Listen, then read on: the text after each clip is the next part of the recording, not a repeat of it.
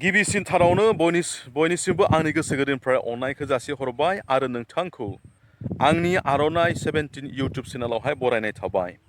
दिनै आं नोंथांमोनखौ बे भिडिअनि गेजेरजों गुरै खावलायनो सानदों। जोंनि बर' समाज, बर' रायजो राजा नोंथांमोनखौ गुरैयै खावलायनो सानदों। स्पेसियेलि सिदा खोथाया जाहैबाय बावैसो जानानै फैनाय, बावैसो इसु खालामनानै फैनाय, एकर्ड खालामना फैनाय जे बिटिआर एकर्ड, बे बिटिआर एकर्डखौ लानानै गोबां मानसिफोरा ससियेल मिडियायाव पस्ट होदों। जाय पस्टफोरा कनस्ट्राक्टिभ माइन्डजों नङा, नाथाय डिस्ट्राक्टिभ माइन्डजोंसो। बे पस्ट होनायफोरा बै बिटिआर एकर्डखौ फेलार मोनसे एकर्ड होननानै बुंनो नागिरदों, फेलार जादों होननानै बुंनो नागिरदों। बे पेन्डेमिक कभिड-19नि जि मुलुगनाङैनो साग्लोबसारनाय, बै समाव जि अबस्थायाव जोंनि एकर्डआ जाफैबाय, दुखुनांथावना। आरो बै समाव जोङो बर' रायजो राजाफ्रा बुजिनानै बुजियै बादि माखासे मानसिफोरा बेबायदि डिस्ट्राक्टिभ माइन्डजोंहाय पस्ट होदों। बे खोथाफोरखौ नुनानै आं जोबोद दुखु नांनाय मोनदों। बिनि सोलाय जुदि जोङो बेखौ खालामनो हायोब्ला जोबोद मोजां जागोन। जाय दैदेनगिरिफोरा दिनैसिमहालागै बर' रायजोखौ, बर' समाजखौ नैबेसे अबस्थासिम, जौगानाय अबस्थासिम नैबेसिम लाबोबाय, बिथांमोनखौ जोङो सनमान होनो सोलोंनि। गोबां सेक्रिफाइस खालामनानै, न' बां नागारनानै, बोसोर बोसोर हाग्रा बंग्रा थानानै जाय जोहोलावफोरा, जाय दैदेनगिरि लिडारफोरा बे एकर्डखौ खालामनानै लाबोबाय, बिथांमोनखौ जोङो सनमान होनि।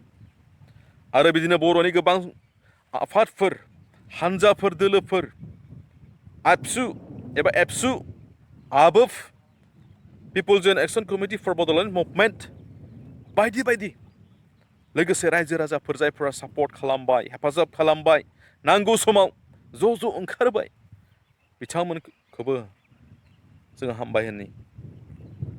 बिटिआर एकर्डखौ फेलार होननानै बुंनाया जोंनि थाखाय जोबोद दुखुनांथाव जादों। बिटिआर एकर्डआ फेलार नङा, बियो गमामायैनो फेलार नङा।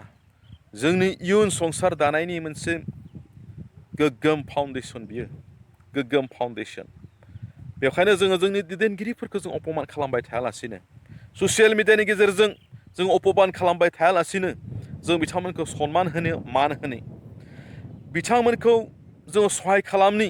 जि मोनबोबाय जोङो बेखौनो जोङो जोथोन लानानै जोङो जौगानायनि लामायाव आगान सुरलांनि, सहाय खालामनि।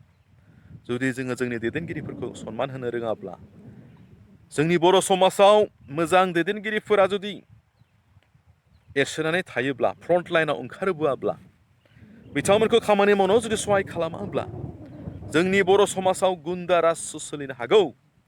गुन्दा लिडारफोर ओंखारबोगोन, गें लिडारफोर ओंखारबोगोन, जायफोरा जोंनि समाजखौ गुबुंले खालामगोन, नाख्रेबगोन, बुख्रुब सुख्रुब खालामगोन। बिथांमोनबायदि लिडारफोरखौसो जोङो थाङै थाङै उनावहाय जोङो खुलुमनो गोनां जागोन, सनमान होनो गोनां जागोन, बिथांमोननि सिङाव जों थानो गोनां जागोन।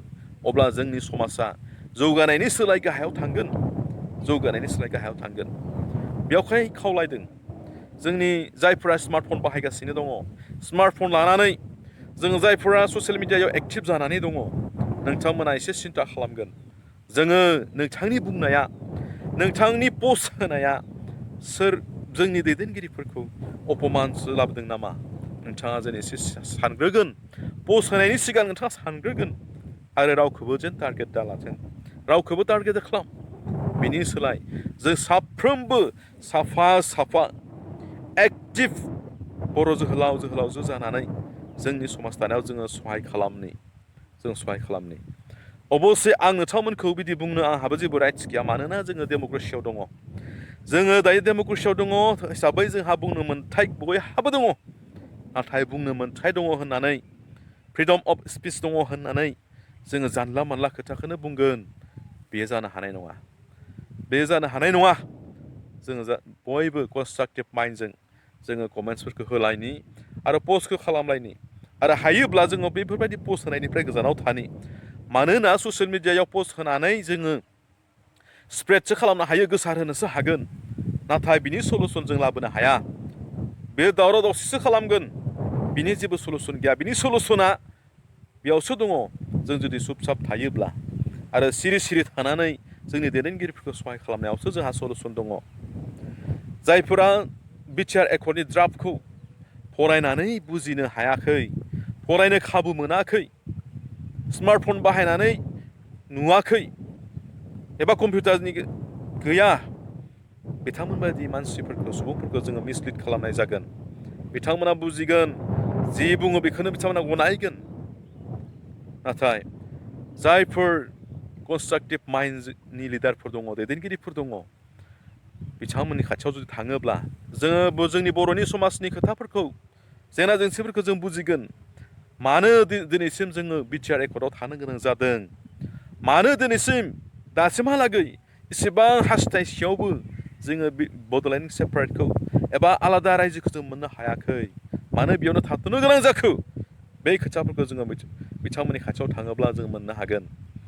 आं आसा खालामदों नोंथांमोना जेन बेबायदि खोथा बुंनायफोरनिफ्राय, दान्थे बिदान्थेफोरनिफ्राय जों गोजानाव थागोन आरो जोंनि दैदेनगिरिफोरखौ जेन जों अपमान खालामनो मोनदों, नुनो मोनदों जेन बिटिआर एकर्डआ फेइलार एकर्ड होननानै बुंदों गोबां मानसिफ्रा। नाथाय बे एकर्डआ फेइलार होननानै इमप्लिमेन्टेसन जायैनि सिगांनो फेइलार एकर्ड होननानै बुंनो नोंथाङा सोर, आङो सोर, नोंथांहा आंहा बे एकर्डखौ फेइलार जादों होननानै बुंनो जेबो मोन्थाय गैया खोमा। मानोना जाय दैदेनगिरिफोरा गोबां खस्थ' खालामनानै बे एकर्डखौ खालामनानै लानानै फैबाय, जोङो बे एकर्डखौ जोथोन लानानैसो डेभेलप खालामनांगोन, जाफुंसार होनो नाजानांगोन। नाथाय बिनि सोलाय जोङो बे एकर्डखौ फेइलार एकर्ड होननानै बुंनो नोंथाङा सोर? जुदि जों बेखौनो बुंदोंब्ला जोंनि दैदेनगिरिफोरखौ जोङो अपमान होनाय जादों। जायफोरा खस्थ' खालामनानै नारा नाथा नाजानानै बै एकर्डखौ खालामना लाना फैबाय, बै दैदेनगिरिफोरखौ जोङो अपमानसो होनाय जागोन, दुखुसो होनाय जागोन, दुखुसो होनाय जादों।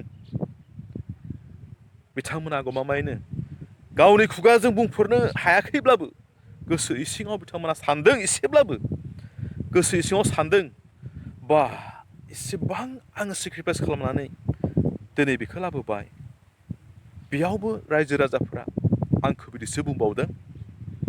निस्सय बिथांमोना सानदों, सिन्था खालामदों। बेवखायनो आं खावलायदों, जोङो बिथांमोनखौ अपमान दाहोसै, बिथांमोनखौ जोङो सहाय खालामनो बे एकर्डखौ जाफुंहोनायाव। आरो आंहा जेबो मोन्थाय गैया। बिथांमोना जि लाबोदों, लाबोनानै होफैबाय, बेखौ जोङो नाजावनि अबस्से नाजावनाय नाजावैया बे नोंनि, नाथाय नोंथाङा हेंथा दाहो। बे एकर्डखौ इमप्लिमेन्टेसन खालामनायाव नोंथाङा हेंथा दाहो। नोङो जानाय जायो बे नोंनि, खुरना होग्राया खुरना होदों, जानाय जाया नोंनि। मानोना जोङो डेम'क्रेसियाव दङ आरो डेम'क्रेसियाव थानाय हिसाबै एक्सेप्ट खालामनाय बे नोंनि, नाथाय हेंथा दाहो। रायजो राजा नोंथांमोन जायफोरा ससियेल मिडियायाव एक्टिभ जानानै दङ, कनस्ट्राक्टिभ माइन्डजों जोङो पस्टफोरखौ होनि, डिस्ट्राक्टिभ माइन्डजों जोङो पस्ट होनायनिफ्राय गोजानाव थानि आरो बर' समाजखौ जोङो अपमान खालामनायनिफ्राय जों गोजानाव थानि।